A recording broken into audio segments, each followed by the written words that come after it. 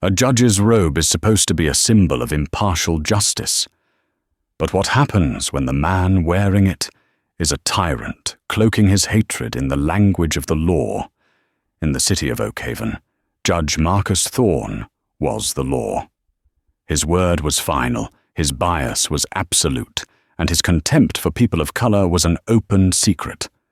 One Tuesday morning, he set his sights on a new target, an unassuming black woman in his courtroom for a minor traffic violation. He laughed at her, insulted her, and prepared to ruin her day. He had no idea he wasn't just judging a citizen. He was about to be judged by the Attorney General. The summons arrived on a Wednesday, a sliver of beige cardstock tucked between a Pottery Barn catalogue and a letter from a local charity.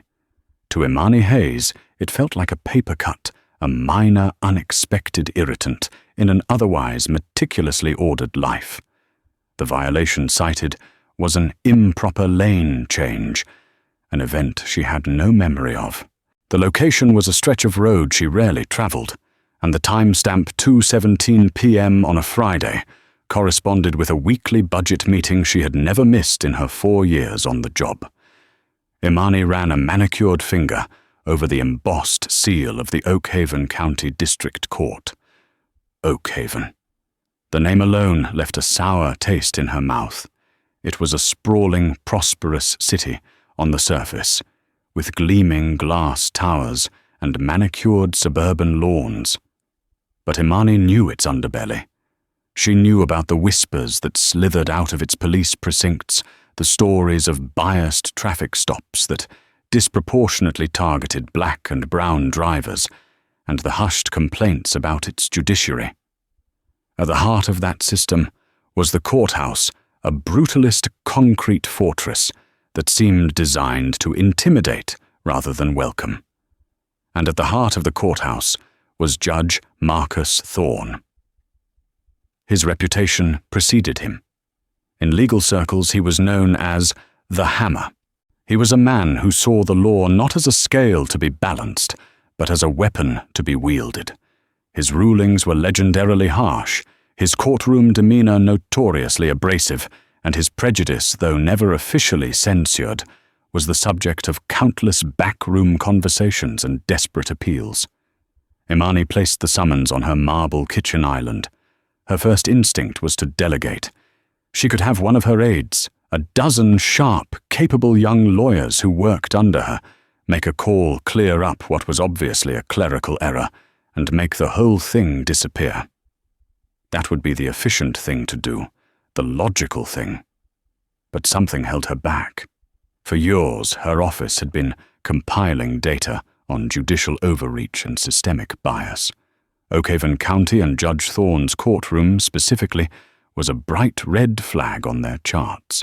The statistics were damning. Defendants of color in Thorne's court received sentences that were on average 30% longer than those given to white defendants for identical offenses. The number of complaints filed against him that were quietly dismissed by the state's Judicial Review Board was staggeringly high. People like her grandmother, who had lived in Oakhaven her whole life, called it the place where justice goes to die. This summons wasn't just a random error. It felt like a symptom of the very disease she was fighting. To dismiss it would be to turn a blind eye, to use her privilege, to sidestep a problem that thousands of others could not. It felt wrong. It felt like a betrayal of the oath she had taken. "You're going, aren't you?"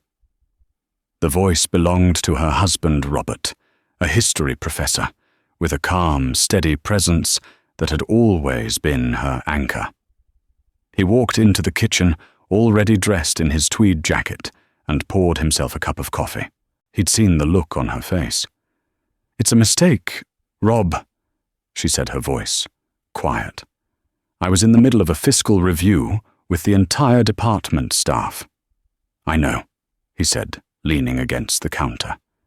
"And you could have it erased with a single phone call. But you're not going to, are you? You want to see it for yourself." He knew her too well. She wasn't just Imani Hayes, the woman who loved jazz music and spent her Saturdays gardening. She was Attorney General Imani Hayes. And the Attorney General did not ignore a summons, especially not one that led directly into the belly of the beast.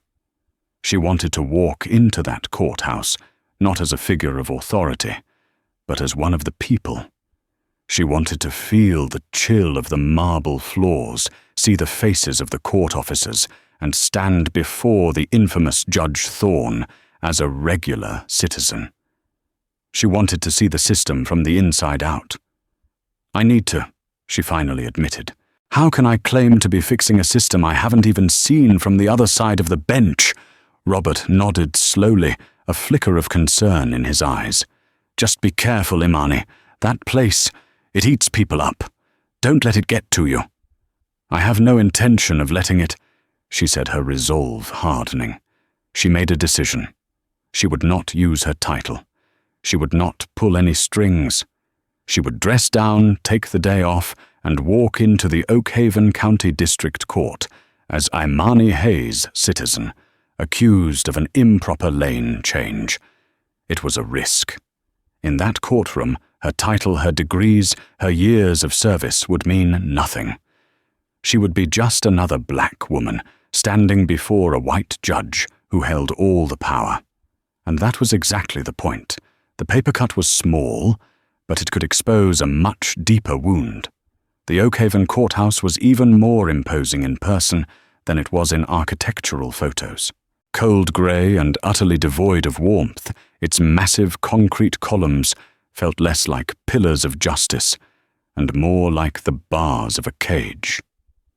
The air inside was stale thick with the scent of cheap disinfectant anxiety and desperation. It was a place where hope came to be processed filed, and more often than not denied. Imani dressed in a simple pair of dark slacks and a modest knit sweater. Her hair pulled back in a simple bun, blended seamlessly into the crowd of people huddled on the hard wooden benches. She clutched a plain leather handbag, the summons tucked neatly inside. No briefcase, no power suit, no hint of the authority she wielded. Today she was anonymous, and the anonymity was a chillingly effective disguise. The whispers started almost immediately. They were the background noise of the hallway, a low hum of fear and frustration. "Got Thorne today. My lawyer told me to just plead guilty no matter what. Said it's better than making him angry. My cousin got 60 days for a broken tail light. 60 days, because he tried to argue. Just keep your head down. Don't look him in the eye. He hates that." The name Thorne was repeated like a grim mantra, a curse spoken in hushed tones. Imani listened, her stomach tightening with each story. These weren't just anecdotes. They were survival guides for navigating a broken system.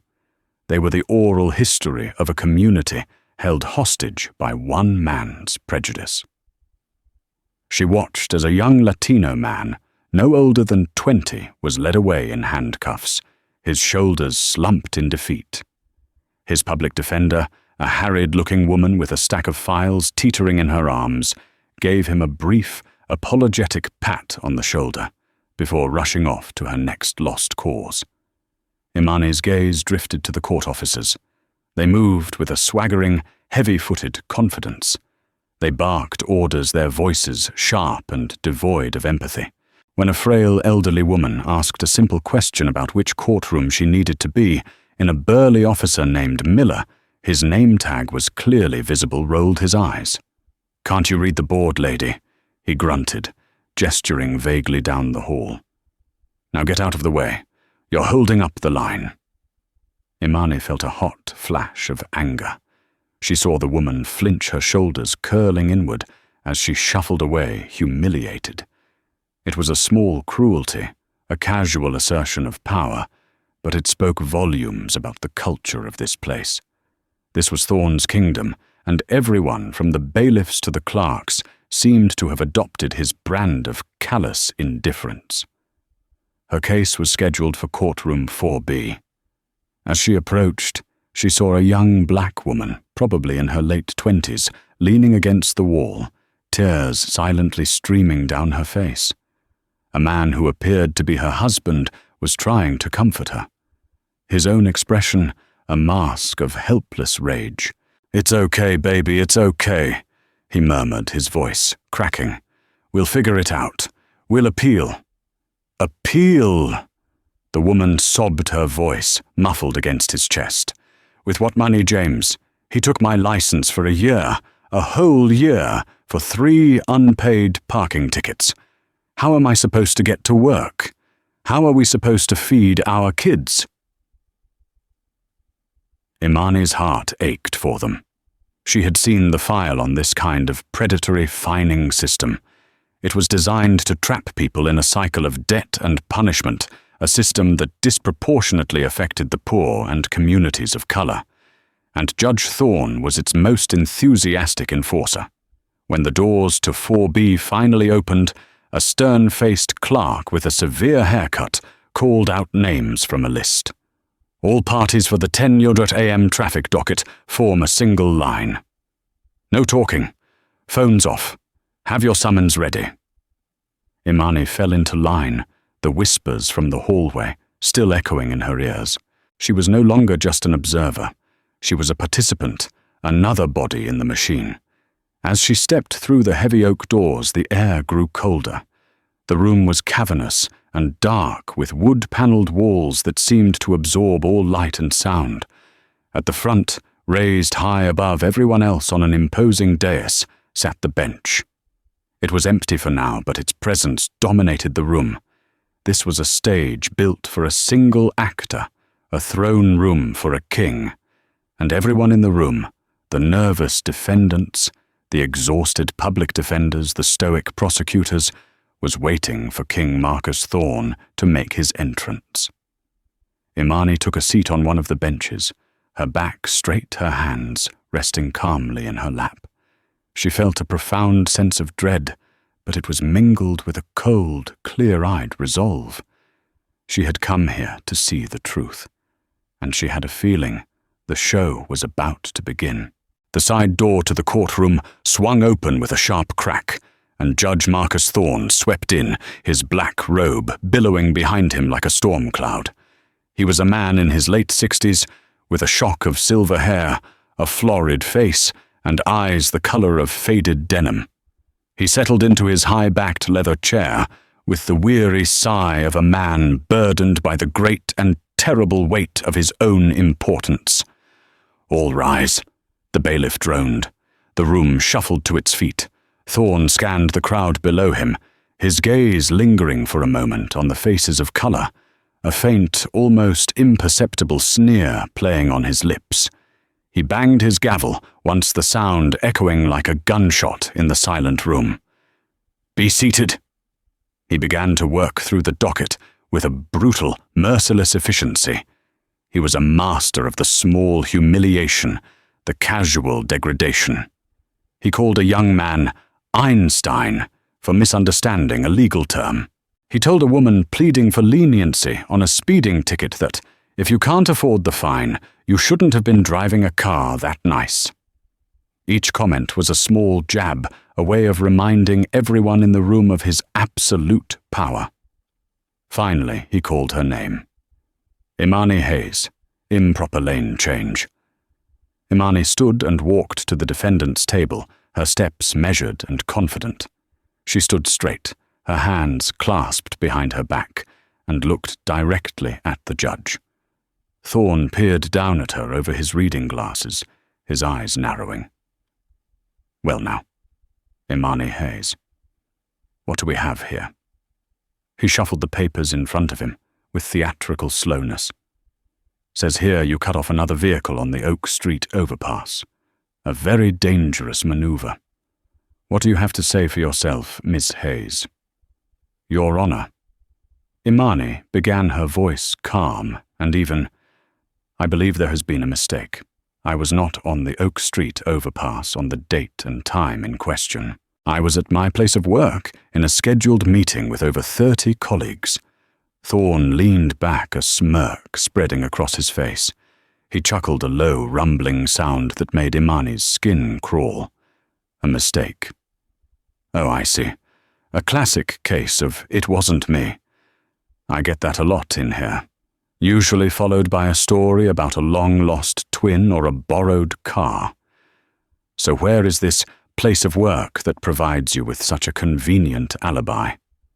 I work for the State Department of Justice, Imani stated simply, choosing her words with care. The smirk on Thorne's face widened into a full-blown grin. He laughed louder this time and shared a look with the bailiff officer Miller, who snickered in response. The sound of their shared amusement echoed in the tense courtroom. The Department of Justice. Thorne boomed, his voice dripping with sarcasm. Is that so? And what do you do there? A janitor? A cafeteria lady? Perhaps, let me guess, you're the head of the mail room. The prosecutor, a young, ambitious man named Peterson, shifted uncomfortably on his feet, but said nothing. He knew the judge's temperament. Intervening would be professional suicide. Imani's composure did not waver. My specific role is not relevant to this matter, Your Honor. The fact is, I have proof of my whereabouts. Proof? Thorne scoffed, waving a dismissive hand. Everyone has proof. A note from your mother, a signed affidavit from your cousin. I've heard it all. He leaned forward, his voice dropping to a conspiratorial whisper that carried through the entire room. Listen to me. I've been on this bench for 30 years. I know how this works. I look at you, and I know what I see. People like you think the rules don't apply. You have a chip on your shoulder, a sense of entitlement. His eyes were cold, his words dripping with venomous prejudice. He wasn't talking about a traffic ticket anymore. He was talking about a race. Now here's what's going to happen. Thorne continued, his voice hardening into a menacing growl. You can stand here and spin your little tales about your job at the Justice Department, and I will find you in contempt. I will max out the fine, suspend your license for a year, and I might even throw in a weekend in county lockup to teach you some respect for this court. Or you can plead guilty, pay a simple $200 fine, and we can all get on with our day. He smiled a predator's smile. The choice is yours. What's it going to be? The courtroom was dead silent. Every eye was on Imani. They saw a lone black woman, cornered and insulted by a powerful white judge. They saw a familiar story playing out another life, about to be casually derailed by ingrained bigotry. They expected her to fold, to cry, to accept the unjust plea deal just to make it all stop. Imani took a slow, deliberate breath. She did not look away from Judge Thorne's smug face. The time for quiet observation was over. Actually, Your Honor, she said, her voice ringing out with a newfound clarity and strength that seemed to startle him. There is a third option. Judge Thorne's condescending smile faltered for a fraction of a second, replaced by a flicker of annoyance. A third option. There is no third option. I just laid out your choices. Are you having trouble understanding me? No, Your Honor, I understand you perfectly.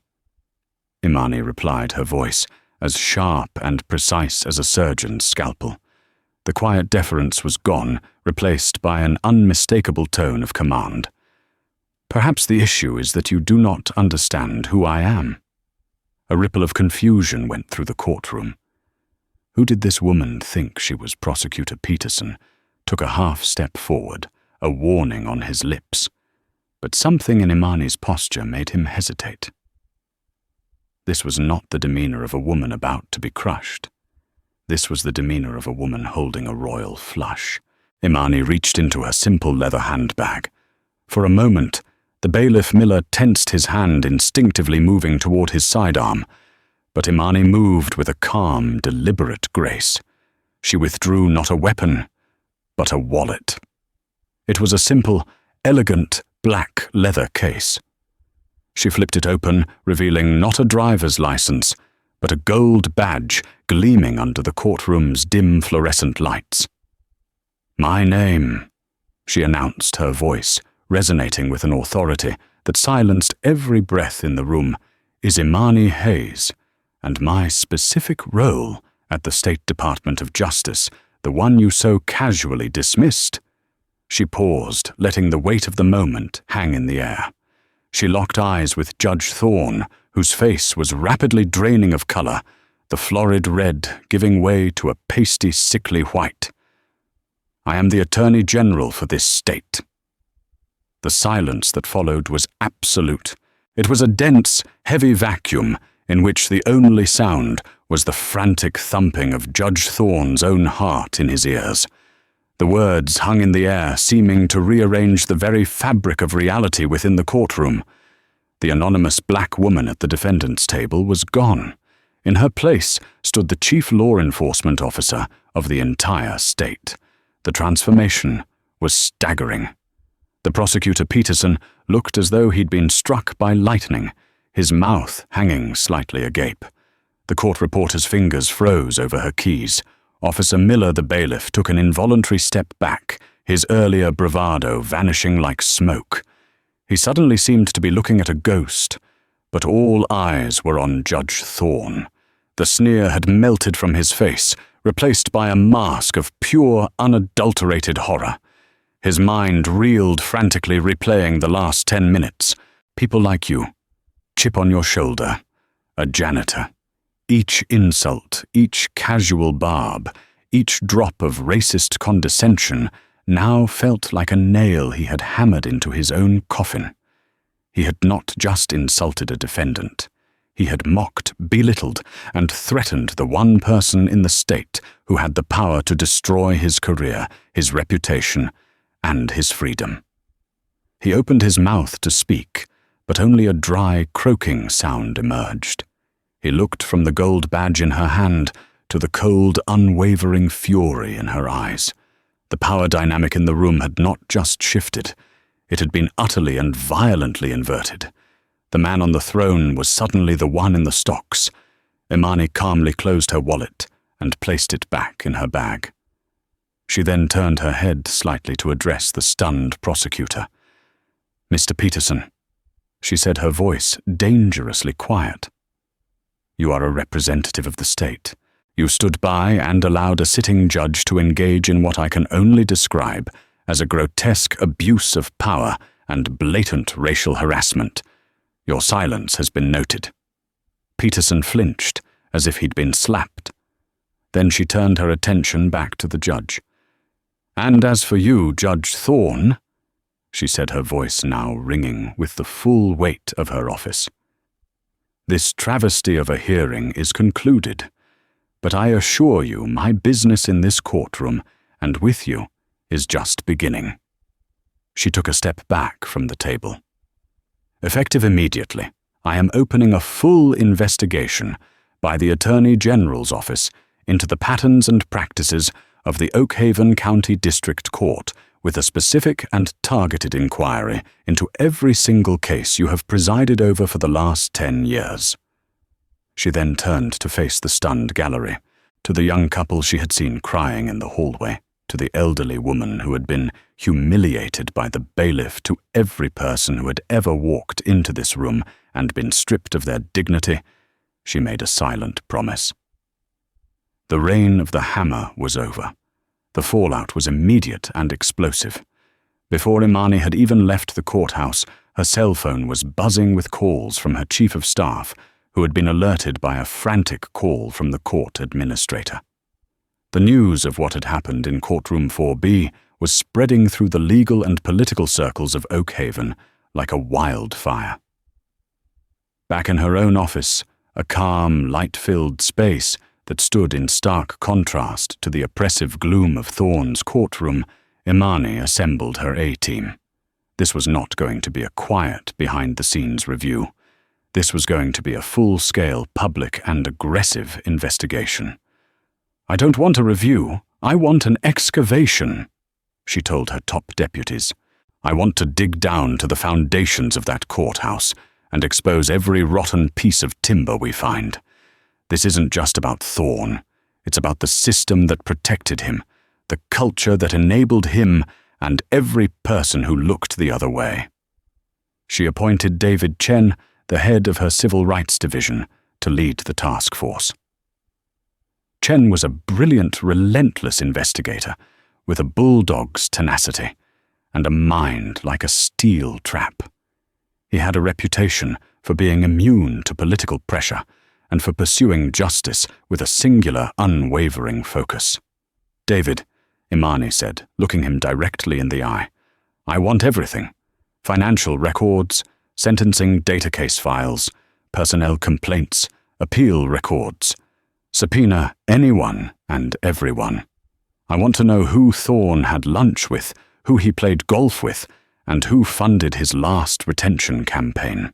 I want to know about every public defender who felt pressured to push a bad plea deal, and every prosecutor who was rewarded for feeding Thorn's conviction machine."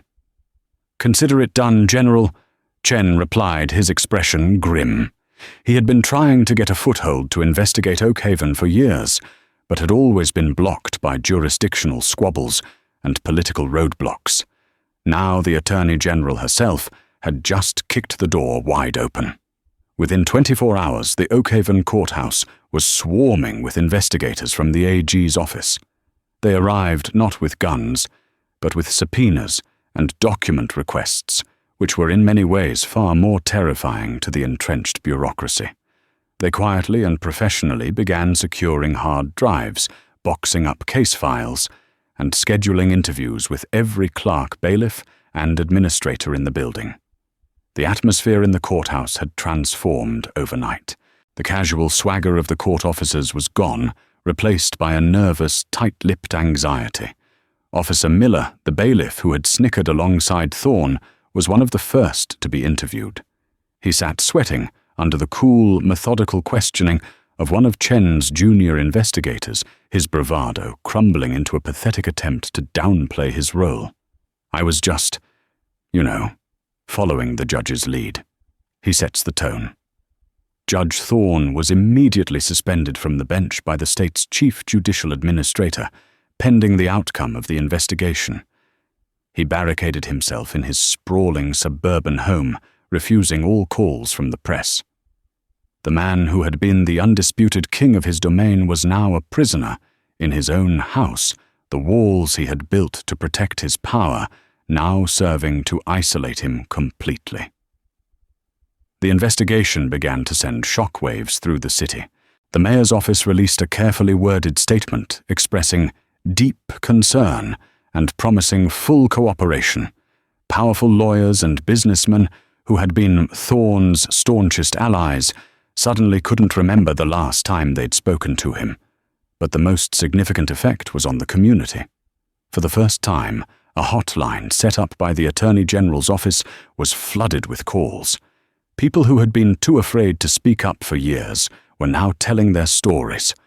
The young mother whose license Thorn had suspended for unpaid parking tickets called. The family of the boy who got 60 days for a broken tail light called. They spoke of lost jobs, broken families, and the crushing weight of a justice system that had treated them as less than human. Each call was a new thread for David Chen and his team. Each story was a piece of a horrifying mosaic. They were no longer just investigating a single racist judge. They were uncovering a conspiracy of silence, a deeply embedded system of oppression that had been allowed to fester for decades. Imani's personal humiliation in that courtroom had become the catalyst for a reckoning that was long overdue. The excavation had begun, and the ground was already starting to shake. The sheer volume of data was overwhelming. Tens of thousands of case files, a decade's worth of sentencing records, and terabytes of digital communications. David Chen's team worked around the clock, fueled by coffee and a growing sense of outrage. They used sophisticated data analysis software to crunch the numbers, and what they found was even worse than the anecdotal evidence had suggested. The racial disparity in Thorn's sentencing was not just a trend, It was a rigidly enforced mathematical formula. For non-violent drug offenses, black defendants received sentences that were on average 8 years longer than white defendants with identical criminal histories and charges. Fines and court fees levied on minority defendants were consistently 50–75% higher.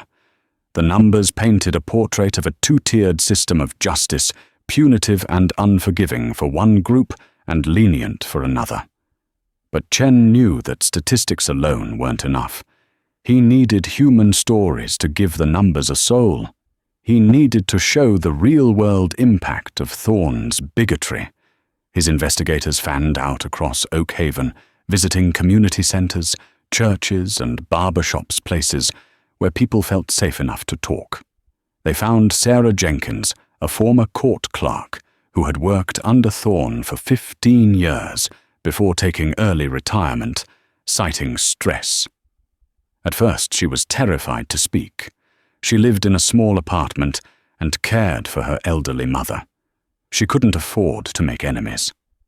"You don't understand," she whispered to the investigator who visited her home. "Judge Thorne, he sees everything. He has friends everywhere, even now." But the investigator was patient. She explained that the Attorney General's office could offer her protection.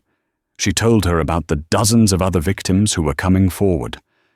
Slowly, tentatively, Sarah began to talk. She spoke of a special list Thorne kept. If a defendant was represented by a certain group of activist lawyers from the Oak Haven Justice Project, Thorne would automatically schedule their hearings for late on a Friday afternoon, deny every procedural motion, and impose the maximum possible penalty just to punish the lawyers for daring to challenge him. She recounted a chilling incident where Thorne had overheard a black defendant muttering under his breath in the hallway. Thorne had the man brought back into the courtroom, charged him with contempt, and sentenced him to an additional 30 days in jail. He said he needed to teach some respect. Sarah recalled, her voice trembling. But it wasn't about respect. It was about power. It was about breaking people. The most damning discovery came from Thorne's financial records. Chen's forensic accountants found a pattern of unusual payments into a private investment account belonging to the judge. The payments were traced back to a series of shell corporations owned by the proprietor of a local private prison company, CCA Corrections. Further digging revealed a sickening quid pro quo. The more people Thorne sent to jail, and the longer their sentences, the more money flowed into his account. He wasn't just a bigot. He was profiting from his own brand of assembly line injustice, turning human lives into a revenue stream. The investigation also implicated others. Prosecutor Peterson, it turned out, had an unusually high conviction rate in Thorne's courtroom because he had an unspoken agreement with the judge. He would never challenge Thorne's biased rulings or question his often illegal procedural shortcuts. In exchange, Thorne ensured Peterson's cases sailed through padding his resume and fast-tracking his career. Peterson had built his reputation on the backs of the people Thorne railroaded. The web of corruption was intricate and deep.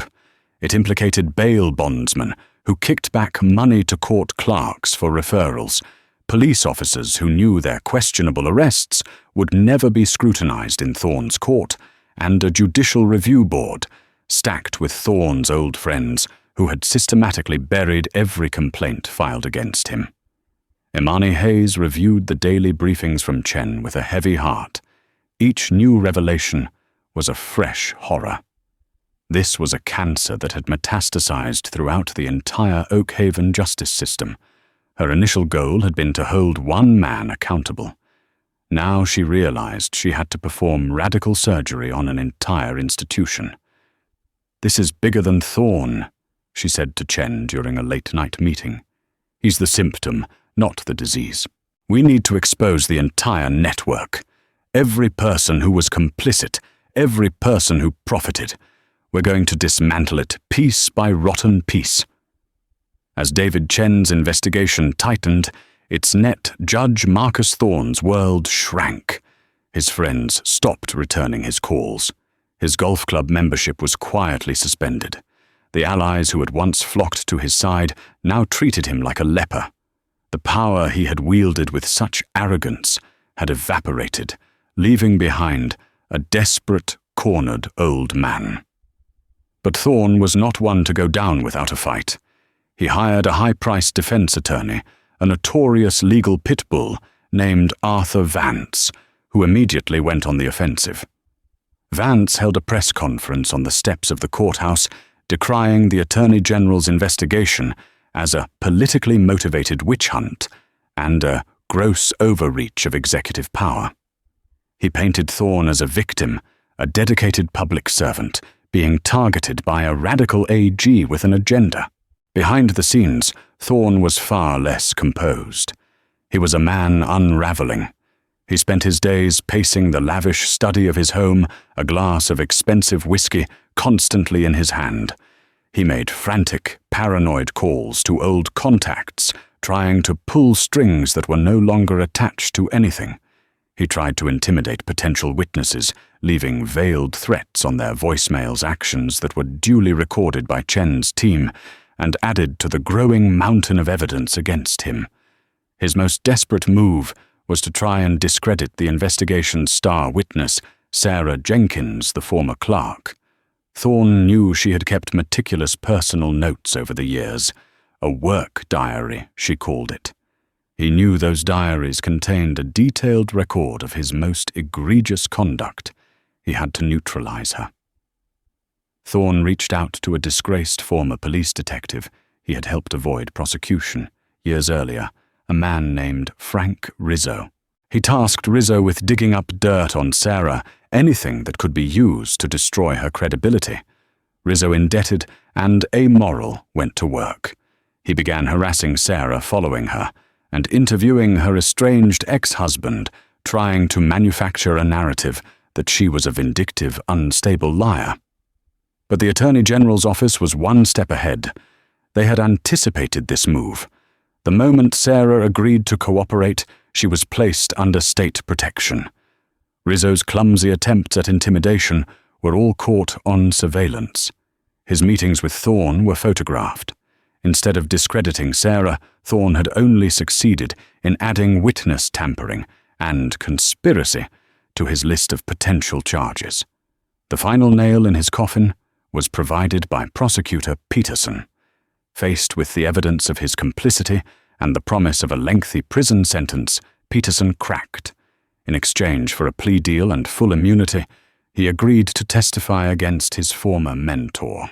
He gave Chen's team a detailed hour-by-hour account of how Thorne ran his courtroom, confirming Sarah Jenkins's testimony and providing an insider's view of the corrupt bargains and backroom deals. He handed over emails and text messages that unequivocally proved Thorne's racial animus and his corrupt relationship with CCA corrections. The evidence was now an avalanche. There was the undeniable statistical data, the damning financial trail, the courageous testimony of dozens of victims, the meticulous diaries of a trusted clerk, and now the full confession of his own protégé. The walls had not just closed in on Marcus Thorne, they had been completely sealed. Arthur Vance Thorne's pitbull attorney saw the writing on the wall. The evidence was irrefutable. A trial would be a slaughter. He advised Thorne to consider a plea bargain. The news broke the old judge. The idea of admitting guilt of surrendering was anathema to him. In his mind, he had done nothing wrong. He had simply been maintaining order, upholding a certain standard. The fury and denial curdled into a bitter, self-pitying despair. The man who had sat in judgment over thousands of others was now facing his own day of reckoning, stripped of his power, abandoned by his allies, and trapped by the consequences of his own hatred. The hearing was not held in the grand, intimidating courtroom where Thorne had once reigned. Instead, it took place in a sterile, modern chamber before the State Commission on Judicial Conduct.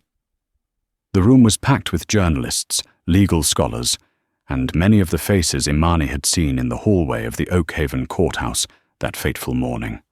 The young couple was there holding hands. The elderly woman who had been insulted by the bailiff sat in the front row, her expression one of quiet vindication.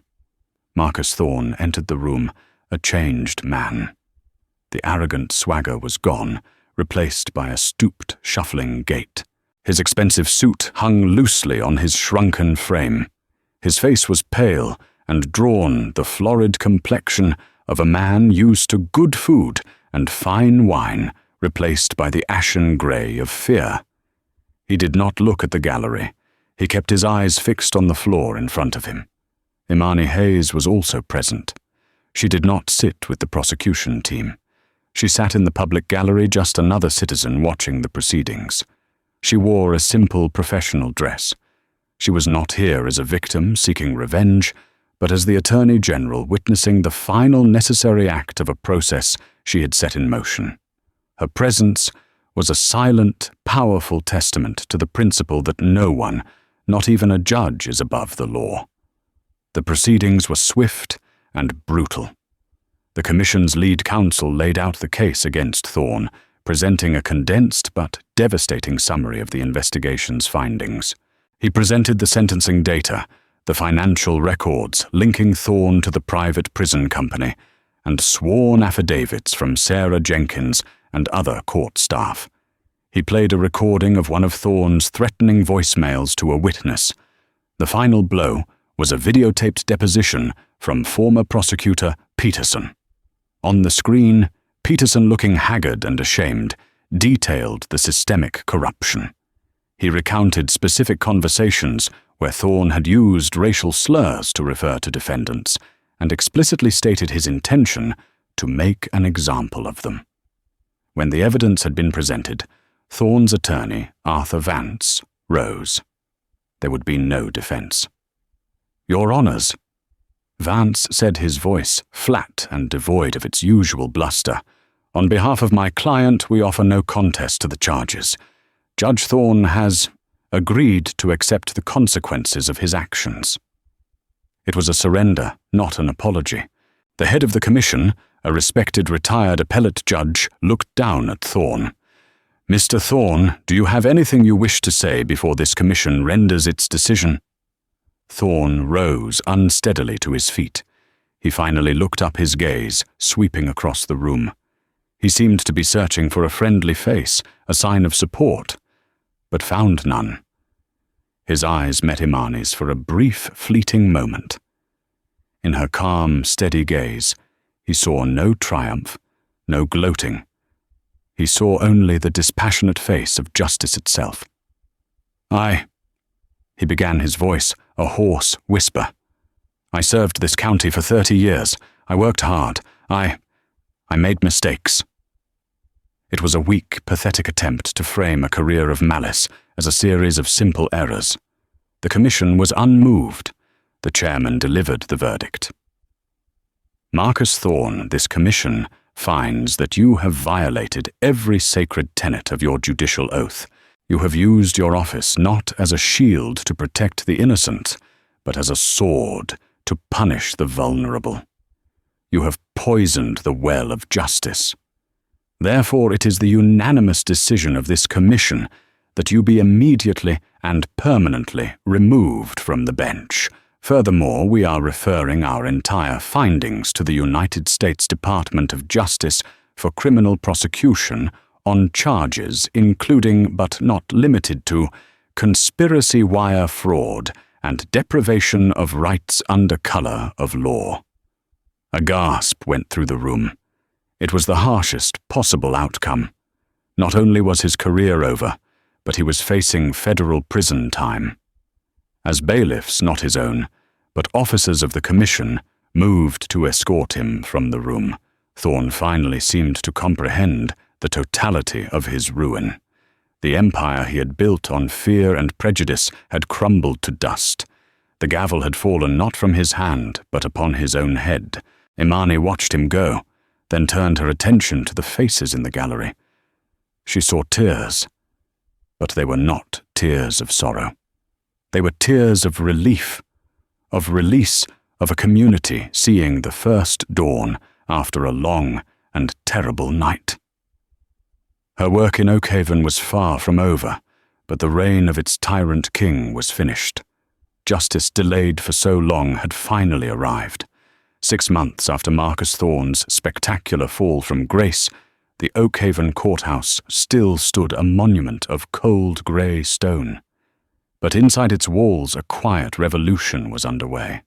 The oppressive silence of fear had been replaced by a tentative hum of activity, the whispers of dread supplanted by conversations about reform and due process.